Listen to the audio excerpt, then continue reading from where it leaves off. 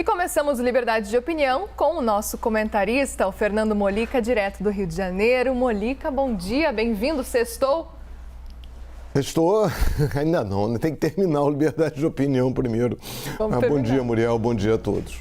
Vamos lá, então, começar o Liberdade de Opinião falando sobre eleições, porque o ex-presidente Lula lidera as intenções de voto para as eleições presidenciais de 2022, isso segundo a nova pesquisa do Datafolha. No levantamento estimulado, quando os nomes dos candidatos são apresentados aos entrevistados, foram feitas duas simulações. Vamos ver.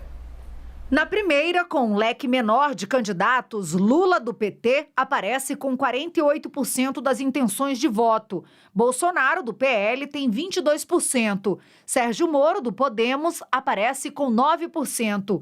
Ciro Gomes, do PDT, tem 7%. E João Dória, do PSDB, 4%. Aqueles que dizem que votarão nulo, em branco ou em ninguém, são 8%. 2% não souberam responder.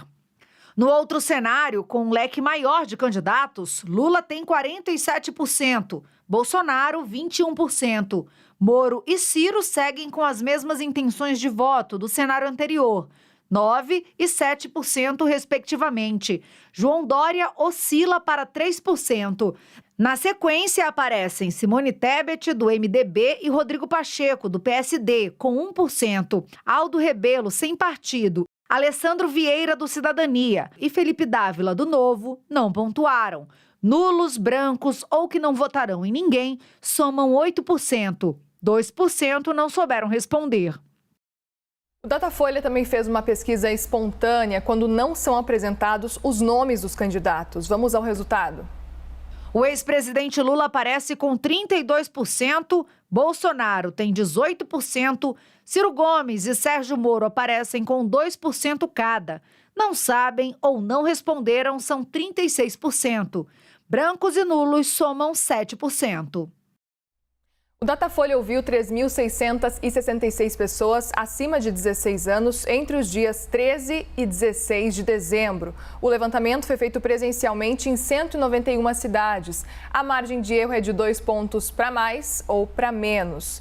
Molica, vamos lá então. Esse cenário já está exposto. O que ele nos mostra para 2022, para as eleições? Bem, ainda falta muito tempo, né, para a eleição. A gente tem aí 2022 aí pela frente, praticamente 10 meses, né, até chegarmos às eleições de 2022. Nesse momento que a gente mostra é um grande favoritismo do ex-presidente Lula, né, nesses dois cenários de primeiro turno que foram apresentados pelo Datafolha, ele seria eleito já no primeiro turno, porque a soma dos votos dos demais candidatos é inferior à soma das intenções de voto de Lula. E é isso que conta, porque na hora H, votos em brancos e votos nulos não são contabilizados. Então, nesse momento, se a eleição fosse hoje, de acordo com a pesquisa, o Lula repetiria Fernando Henrique Cardoso, que ganhou no primeiro turno nas duas vezes em que disputou. Agora, é muito cedo. Então, o que a gente tem? Essa ainda uma polarização entre Lula e Jair Bolsonaro, apesar da grande vantagem do ex-presidente Lula. Não houve uma decolagem, né? A candidatura do Sérgio Moro, que foi praticamente formalmente apresentada, ela não decolou. Né?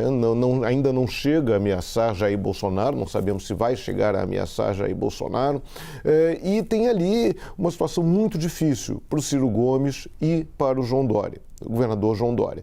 Quer dizer, o Ciro Gomes acaba sendo imprensado por esse crescimento da candidatura do Lula, fica uma situação complicada para ele, já há pressões dentro do PDT até para que ele desista da sua candidatura, e o João Dória também tem essa obrigação, né, essa tentativa de mostrar viabilidade nessa disputa eleitoral. E o Lula tenta aí com essa aliança com o Geraldo Alckmin, né, com o ex-governador Geraldo Alckmin, que foi do PSDB, tenta fazer um aceno ao centro, à centro-direita, procurar vender, a exemplo do que ele tinha feito lá na primeira candidatura dele à presidência da República, a ideia de moderação, a ideia de respeito aos contratos, a ideia de uma possibilidade de pacificação do país. Enfim, chama muita atenção também o resultado, a rejeição, a reprovação, para usar o termo correto, ao presidente Jair Bolsonaro, 53%, aí cito de cabeça, dos eleitores reprovam o governo Jair Bolsonaro, que fica uma situação muito difícil para ele.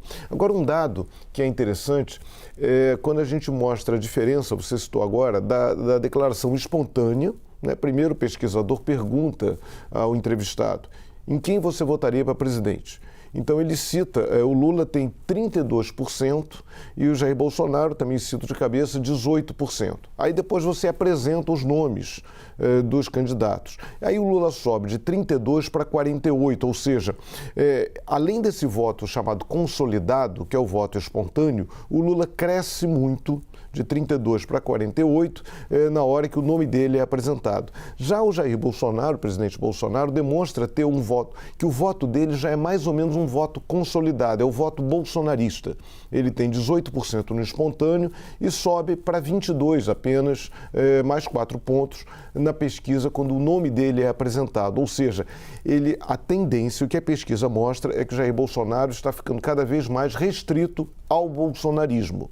E isso dificultaria muito uma eleição dele, mesmo que ele passasse, que ele venha a passar para o segundo turno. Muriel. Mônica, vamos falar agora sobre a decisão do STF, porque o Supremo Tribunal Federal, o plenário, decidiu nessa quinta-feira a favor da retomada das emendas de relator. A ministra Rosa Weber determinou em 6 de dezembro, lembrando, a retomada das RP9, e a ministra destacou que devem ser respeitadas as regras que ampliam a transparência na apresentação, aprovação e execução da medida.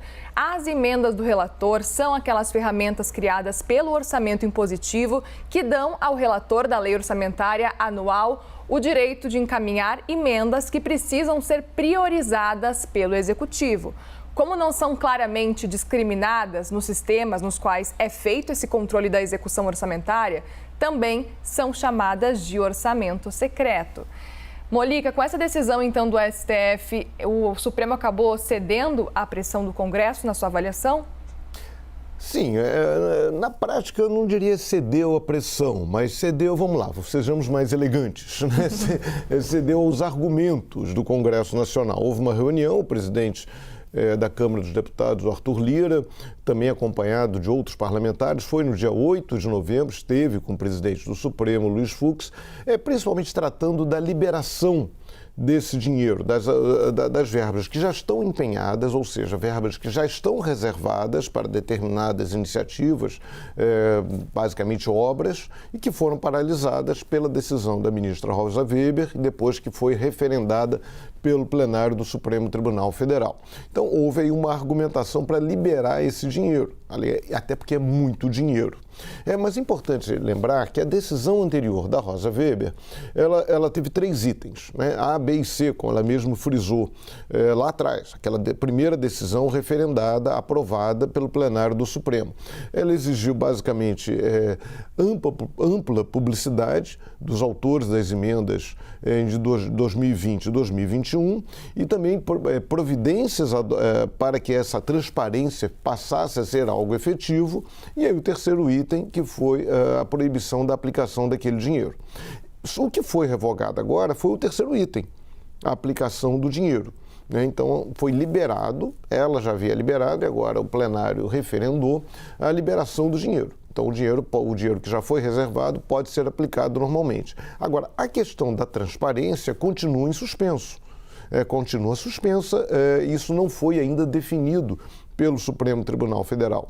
Antes, a Rosa Weber tinha dado um prazo de 30 dias para que isso fosse resolvido, a lei estendeu agora um prazo de 90 dias, porque primeiro o Congresso disse que era impossível dar os nomes dos deputados e senadores que foram os autores das tais emendas. Disse que não havia registro oficial, tal, mas a própria Rosa Weber, nessa segunda decisão, na decisão que ela liberou a aplicação do dinheiro, ela relata que o jornal que trouxe esse caso à tona, né, que foi o Jornal Estado de São Paulo, já demonstrou, já conseguiu documentos que mostram aí a origem, os nomes dos deputados e senadores que pediram 101 casos, 101 nomes de deputados e senadores. Se o jornal conseguiu, É sinal, então, que há registros oficiais.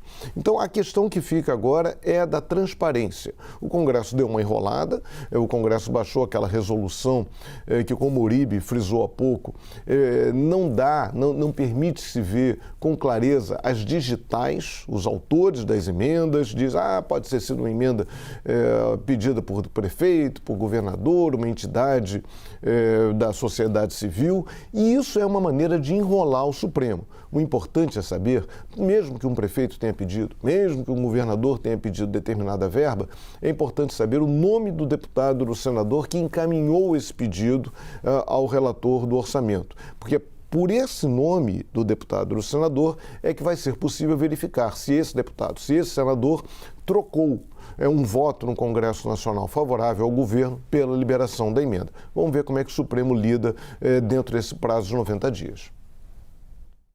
Sobre eleições, Molica, porque a ala do PSDB, coordenada pelo deputado federal Aécio Neves, que saiu, lembrando, derrotada nas prévias do partido, pretende impor um prazo para que o governador de São Paulo, João Dória, se viabilize sob pena de começar uma articulação para que o PSDB reveja a candidatura para 2022. Durante a campanha, os aliados de Dória e de Eduardo Leite, o candidato derrotado, sinalizaram que apoiariam o vencedor na disputa eleitoral. Mas menos de um mês depois desse resultado, já foi iniciada uma articulação para inviabilizar o governador de São Paulo, e o maior receio do comando do partido é que Dória não seja competitivo e tenha menos do que 5% dos votos, marca do PSDB, lembrando, em 2018, com o Geraldo Alckmin, que foi a pior da história do partido. Molica, essa crise interna pode atrapalhar o PSDB nas eleições? Dória pode deixar de ser o nome do PSDB para o ano que vem também? Bem, já atrapalhou, né? Já está atrapalhando, já atrapalhou em 2018. E é curioso, né, que o João Dória, que hoje está sendo vítima, né, desse racha, né, dessa possibilidade de racha, ele acabou aí de ser escolhido candidato do PSDB para a presidência, e o Aécio Neves, né, o deputado Aécio Neves, já está trazendo a público essa divergência, essa possibilidade de que a candidatura Dória seja retirada. Mas é curioso que em 2018 o Dória colaborou para o racha do partido, ao primeiro apoiar informalmente a candidatura do presidente Jair Bolsonaro, do hoje presidente Jair Bolsonaro, contra a candidatura do Alckmin para a presidência da República, e depois apoiou de maneira explícita.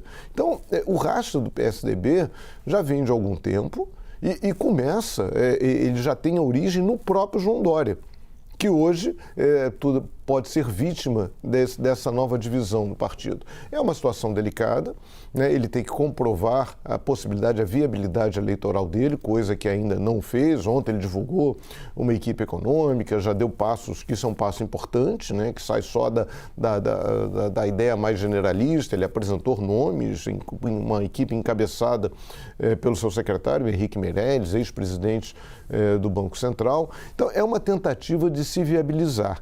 Mas aí tem uma coisa muito curiosa dentro da oposição, é que se houver muitos candidatos, a possibilidade, e muitos candidatos da tal terceira via, né, da possível terceira via, isso facilita a vida do Jair Bolsonaro para ir para um eventual segundo turno. Né? Agora, se houver poucos candidatos, uma tentativa de concentrar votos da terceira via, digamos, Dória, Rodrigo Pacheco, Simone Tebet, Sérgio Moro, decidem concentrar votos, fica um só entre eles fica um só. Isso facilita a ida de um deles no embate, para o segundo turno, no embate direto com Jair Bolsonaro, mas também favorece a possibilidade do Lula sair vitorioso já no primeiro turno. Então, essa é uma questão que a oposição, de um modo geral, tem que resolver. E o PSDB tem que arrumar a casa, porque é muito complicado. O Dória acabou de ser escolhido candidato, aí o Aécio já fala em possibilidade até de trazer o próprio Eduardo Leite, diz, o Eduardo Leite está na parada, quem sabe. Então, é uma situação muito complicada para o PSDB e para o João Dória. E isso num momento de uma campanha que se anuncia tão complicada, em que há um favoritismo tão explícito do Lula e uma presença ainda forte do presidente Jair Bolsonaro, o PSDB fica derrapando, fica dando bicada, né? Os tucanos se bicando entre si, isso favorece muito os seus adversários. Molica, muito obrigada. Agora sim, sextou para você. Sextou. Um bom fim de semana aí para todo mundo. Tchau, Obrigada para você também.